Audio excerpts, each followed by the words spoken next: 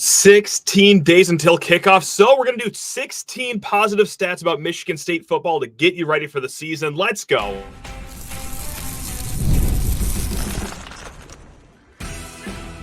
You are Locked On Spartans, your daily podcast on the Michigan State Spartans, part of the Locked On Podcast Network, your team every day.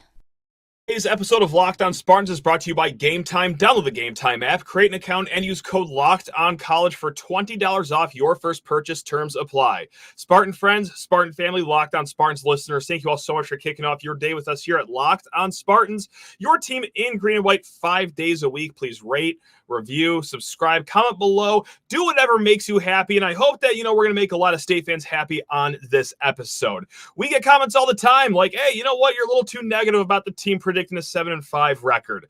We'll get comments that are, hey, you're way too positive predicting this team is going to have a 7-5 record.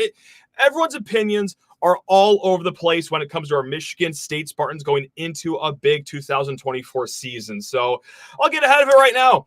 If you're one of the people that don't like the overly optimistic outlook on our Spartans, well, I never want to tell a person to turn a show off, of course, but this one probably won't be for you, because if you're listening on Wednesday, August 14th, we are 16 days away from kickoff against Florida Atlantic. So yes, 16 optimistic stats that will tell the story about this season.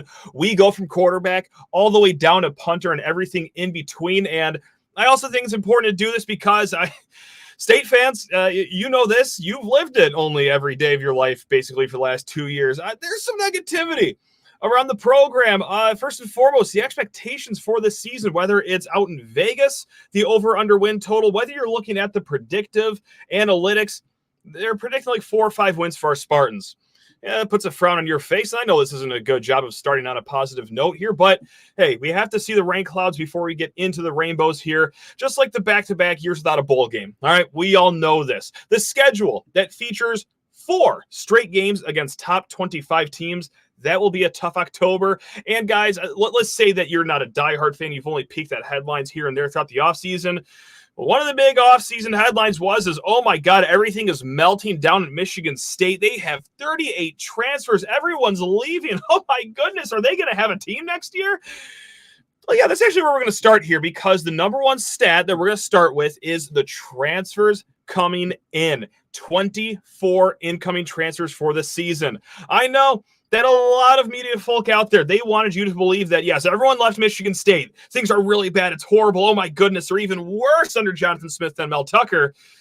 But did any of them really want to talk about, the instant impact guys that were added from the portal season? Sure. Did Michigan State lose starters? Yes, of course they did. But they added a lot more starters than they've lost. Guys like Ed Woods, Nikai Martinez, Daquan Douse, Quindarius Dunnigan, Ben Roberts, Wayne Matthews, Jordan Turner, Anthony Jones. Those are all guys you're going to see on the field in the very early snaps against Florida Atlantic here, or on the offensive side of the ball. Okay? The offensive line needed some help. Bang. Tanner Miller, midseason All-American last year. How about Luke Newman, FCS All-American? We'll hear about those two guys later on. Tight end Jack Velling, K-Ron Lynch-Adams out of UMass, and that's right, we're going to go right here to the quarterback. This is how we're going to do these 16 stats, guys. I got one each for the position groups. We'll do a little bit about coaches. In the end of it, it's actually going to be a lot more than 16 stats, but that's just what rolled off the tongue pretty nice early on here. So the quarterback stat I want to bark out at you right now is the 85.7 QBR for Aidan Chiles.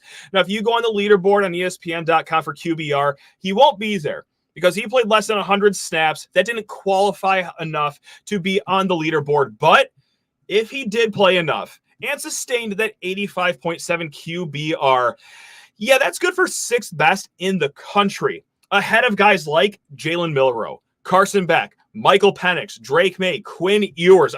Those are household names in the world of college football. So I will say this. It's a metric that isn't widely used. It's an ESPN created metric, and it really, tabulates the efficiency of a quarterback. It takes into account, not just the passes, the accuracy of the throws, but also scrambles, decision-making. It's a very complex formula, but nevertheless, hey, just with 30-some pass attempts last year, less than 100 snaps in offense, they like what they saw. And so did this scout. This is from a little tidbit from Chris Hummer of 24/7 Sports, his story. He talked to a scout that was at Michigan State's practice not too long ago, and the scout said, "I like the quarterback a lot," in all caps, and then added, "wow." So even though I just dumped all that on you, just like Jonathan Smith is saying, we will have to be patient. He is still a young kid, just a true sophomore and only 18 years old. There will be growing pains here.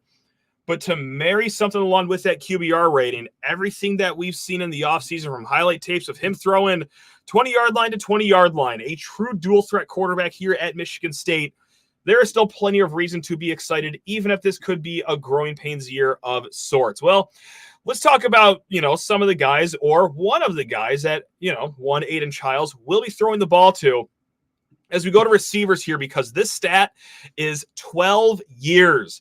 12 years since Michigan State had a wide receiver commit this talented. We are talking about Nick Marsh out of Detroit River Rouge. He is the best or highest ranked wide receiver commit since Aaron Burbridge back in 2012, according to the 24/7 Sports Composite.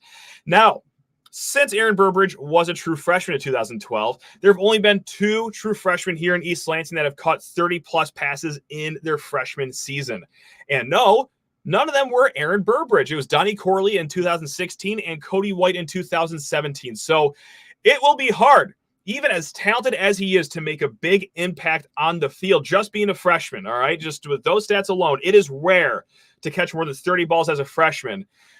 But man, what Nick Marsh has, aside from all the talent, that blue chip talent that he's coming in with, he has something not a lot of other receivers in this room have, and that is physicality. All right, he is 6'3". He is one of 3 scholarship wide receivers that are 6'2" or taller. Jalen Smith, redshirt freshman from Texas, he's the other one, and Antonio Gates Jr., both of those guys at 6'2". So not only did he light it up in high school, the 7-on-7 circuit, he can high point the ball really well. We've all seen him on tape. But just who he is as a big receiver threat, that's going to bode well for one Aidan Chiles. And speaking of big-time pass-catching threats, let's go to Jack Velling here. The stat we're going to use here is 203 snaps that were either in the slot or out wide for Jack Velling. All right, that's over 30% of his snaps, not just pigeonholed to that traditional tight end spot that you might think of when you hear tight ends. Like, no, he's not lining up next to the tackle all the time.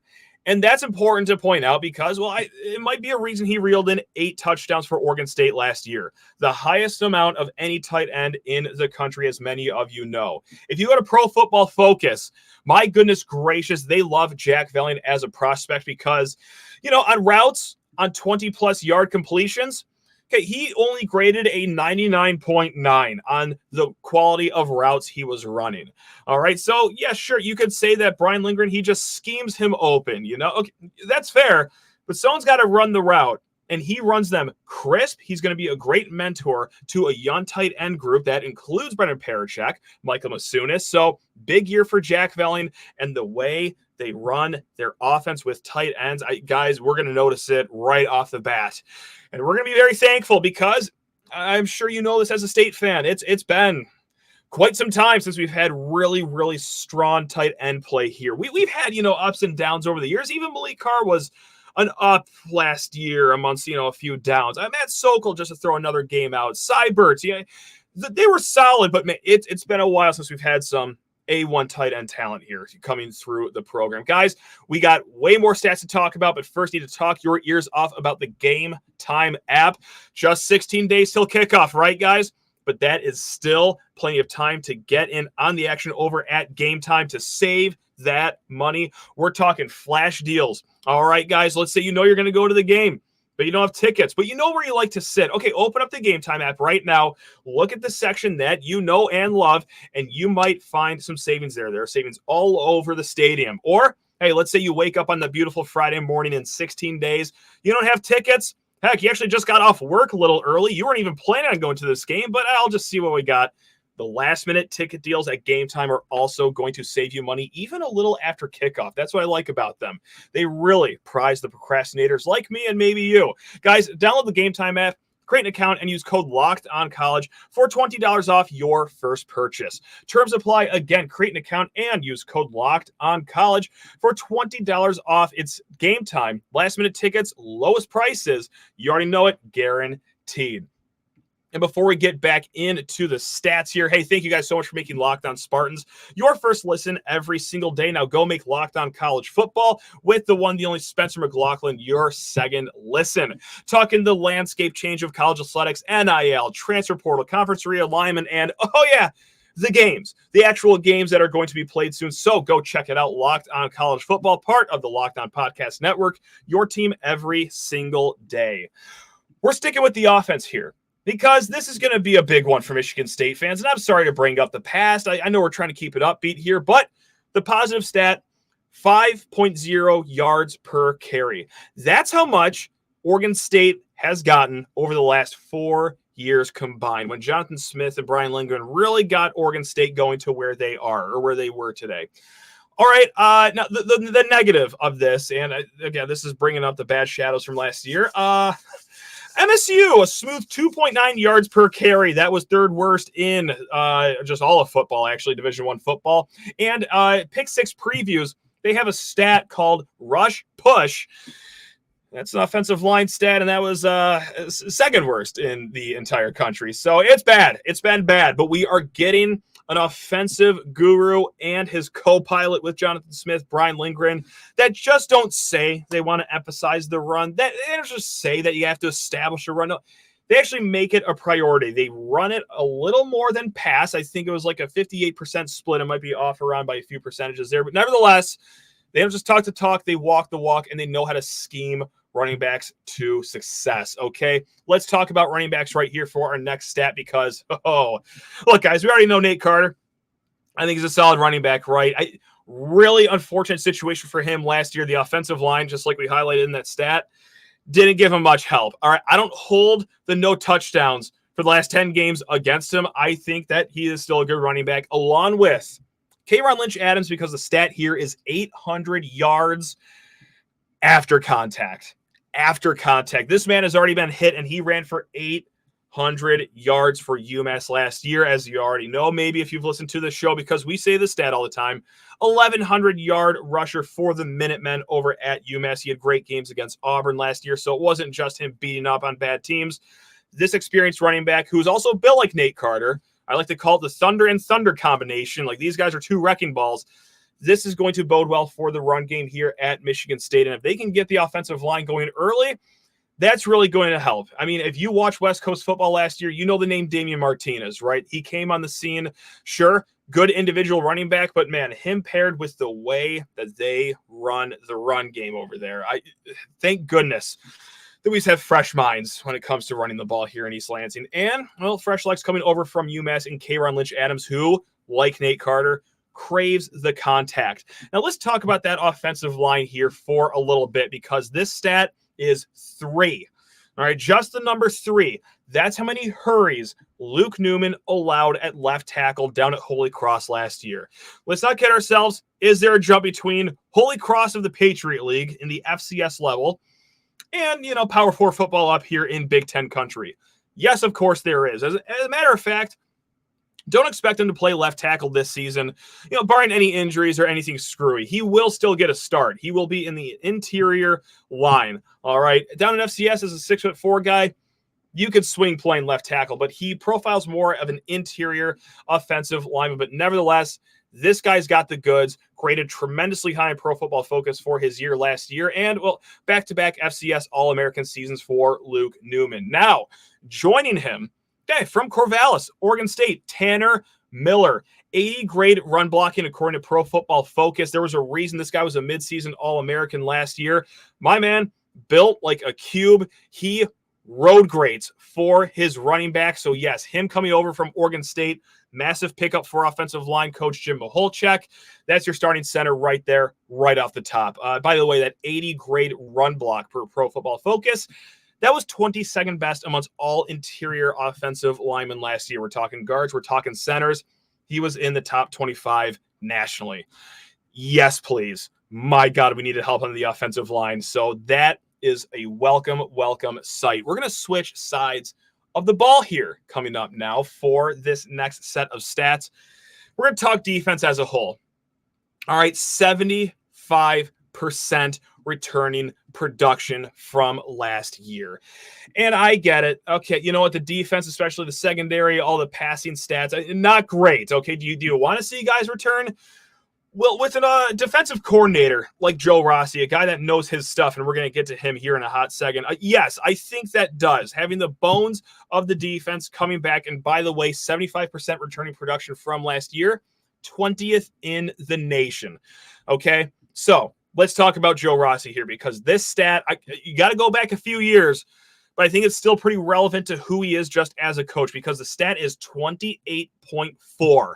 Now, what on earth does that mean? That's how many fewer points per game Rossi's defense at Minnesota allowed in 2018 when he took over. With 4 games left in the season in 2018 over there for Minnesota, the defensive coordinator was fired. Joe Rossi steps up. So they had 6 Big Ten games before that firing. Okay. 43 points was how many points per game they gave up. They gave up 48 plus points to Iowa, Nebraska, Illinois. None of those teams were really the cat's pajamas back in 2018, but Minnesota's defense before Joe Rossi took over, they made sure that it was a air raid over there against the Golden Gophers. So Joe Rossi steps in. His team just allowed 43 points per game against Big Ten opponents.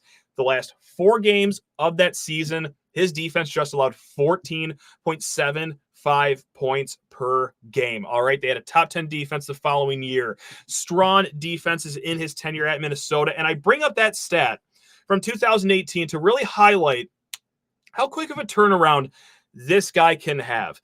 All right, clearly he identified a few things. Clearly he identified some players that were playing a little out of position, and this is one of his strengths, is working a defensive scheme around the strength of his individual players. Not the reverse, which is kind of what we saw here lately, is, you know what, I got a scheme, and if you don't fit into it, well, that's too bad. We're going to try it anyway, and then give up a zillion passing yards per game.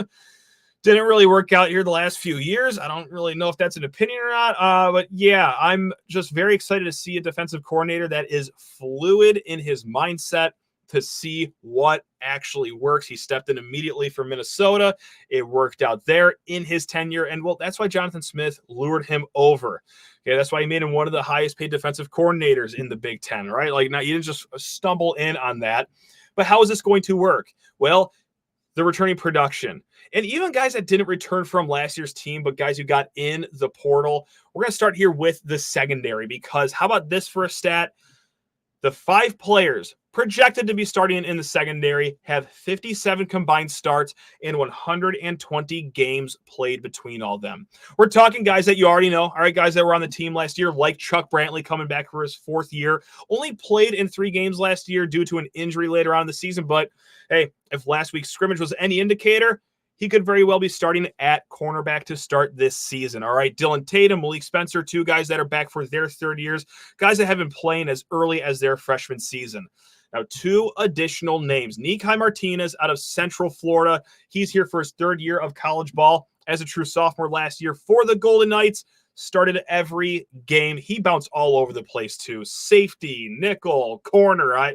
He was running the popcorn vending machines when the offense was on the field. This guy truly did it all. And Ed Woods, a guy back for his 5th year of college, out of Arizona State, graded as one of the highest pass defenders in the Pac-12 last year. It was a battle between Michigan State and Alabama to get his – that's right, by the way, that Alabama.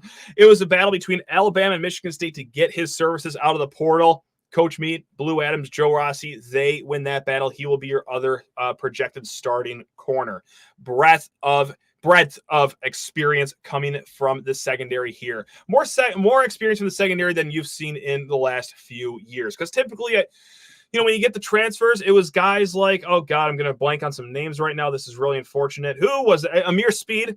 Maybe that's one. Ronald Williams being another one. Like guys that, came from big time schools. All right, well, maybe they were just buried on the depth chart. Like there was an argument to be made there. No question about it. But we saw that, it might not have just been the only reason why they never got on the field. These guys that have transferred here, and that I didn't even include Legend Cavazos, the transfer over from North Carolina, who also has played all over the secondary too. Like these are guys with actual game experience. Some reason to actually believe in this transfer haul this time around. I know we've been, what's the phrase? Once bitten, twice shy on this. We've been scorned by some transfer portal additions. I think it's a little different this time around, both with the experience that the secondary brings and just how strong of a coach Joe Rossi is. Now, will it be the no-fly zone immediately? Are we going to hold teams to 80 pass yards per game? No, probably not. But, man, guys, the bar is 50 feet below where you're standing right now. We will even take average just for a year. And in year one of a rebuild, I don't think that's too much to ask for, and I think that is well within the realm of possibility. Let's go to linebackers here, okay? We're going to go with this certain linebacker. Added from the transfer portal from Old Dominion. You may have already heard this stat, but we just want to beat it into the ground so hard it turns into dust. We're going to talk Wayne Matthews with a 88.9 coverage grade per Pro Football Focus. What is something that had state fans like me and probably you just slamming our head into so much drywall that you were coughing up chalk-like substances the following morning? It was pass coverage at the linebacker position. It was not good at all. And Jonathan Smith, he didn't even have to see his team practice once. He could just tell on the film from his private jet flight over from Corvallis to East Lansing that, yeah, that's going to be one of the top priorities in the transfer portal. So what did he do? Well, yeah, he just got Wayne Matthews, who is the 10th best FBS linebacker at pass coverage. And you hear what people are saying out of practice so far in fall camp, all right?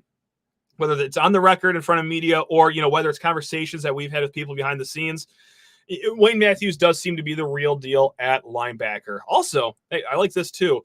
2 years of eligibility remaining for Wayne Matthews. Also, just overall, 82.9. That was good for third best linebacker in the Sun Belt Conference for Old Dominion last year. Now, defensive line, we're going to pull this stat out. This is from a transfer. We're talking about a lot of transfers for the defensive side of the ball here. 21 tackles for Daquan Douse in 3 top 25 games last year. Now, Daquan Douse, defensive tackle from Georgia Tech, a presumed starter coming up this season. Okay, last year for the Yellow Jackets, his best 3 games were against the best 3 opponents. So this man shows up when it is worth showing up for. At least that's the story last year. Hopefully it could be all 12-plus games this year.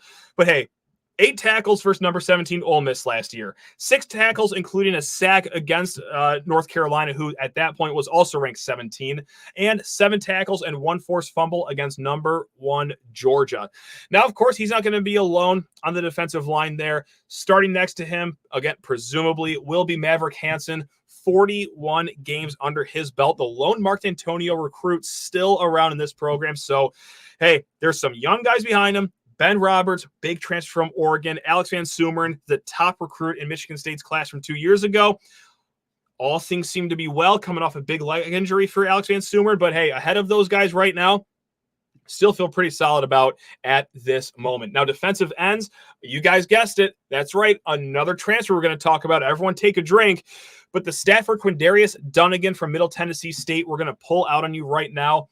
23 pressures on the quarterback. That led Middle Tennessee State last year. He was a second-team All-Conference USA player last season. And, well, who's going to be out there at defensive ends too? Okay, you got Chris Bogle, you got Avery Dunn, guys that we are very familiar with. But we're going to pull one other bonus stat too from Jalen Thompson, true freshman out of Detroit last year. And he shined at the end of the season because in the last 4 games, he had 8 quarterback pressures. He was living in the backfield just even as a true freshman. What is that jump from freshman year to sophomore year going to look like?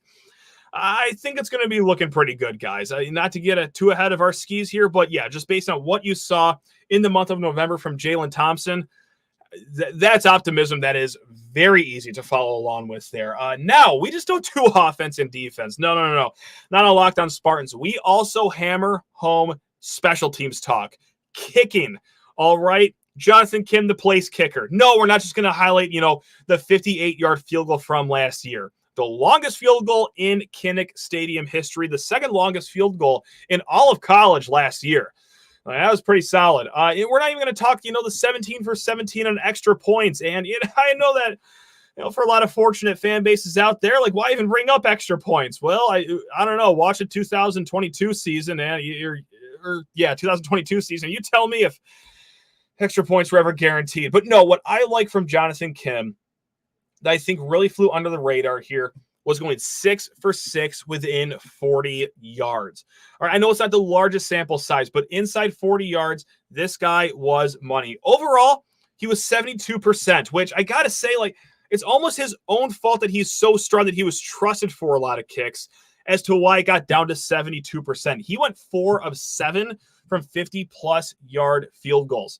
Hey, those 4 field goals, that's tied for second most 50-plus yard field goals in the nation last year. There aren't a lot of college kickers out there that are banging the ball as hard as he is. Like, there are many teams out there that aren't even attempting 50-plus yard field goals, but since he does have that power, can get the ball there, well, they clearly attempted 7 of those. So, yes, when you miss 3 and with as few field goal opportunities as he had total, like, that's going to skew the percentages here.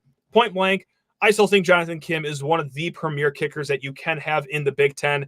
He showed it immediately last year. Just that first field goal, it was an end-over-end kick. It actually looks like what a field goal is supposed to look like.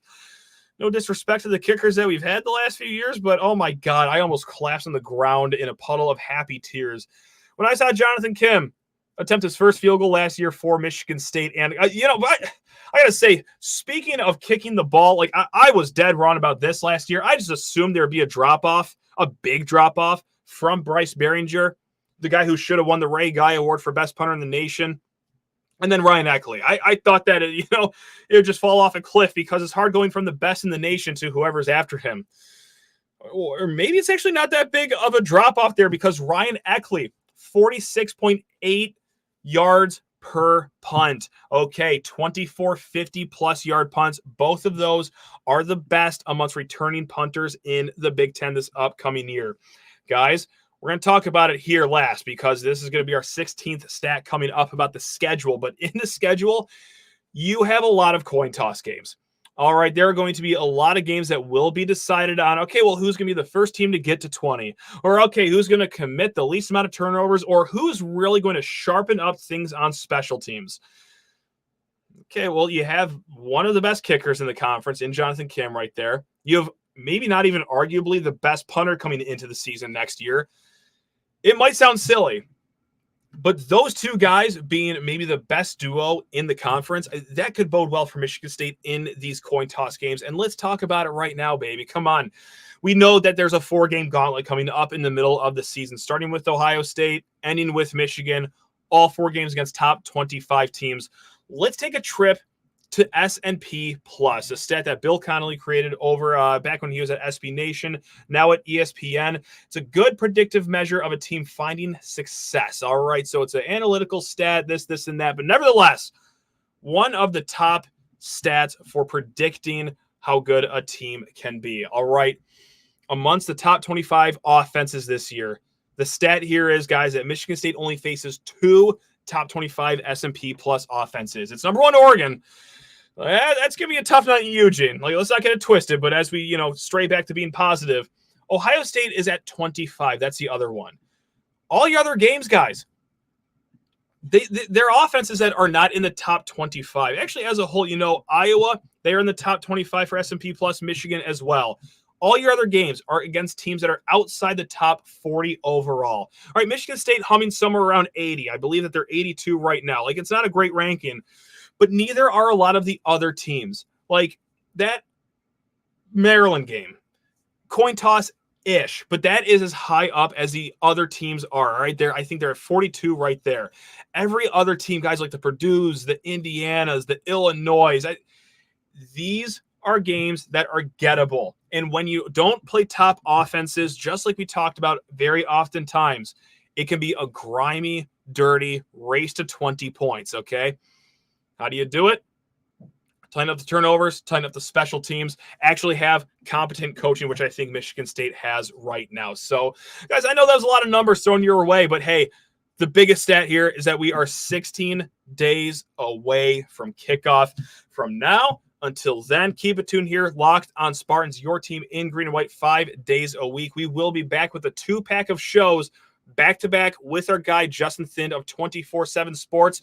We're talking biggest what-ifs of the season. We're going to talk recruiting. We're going to talk stock risers coming up.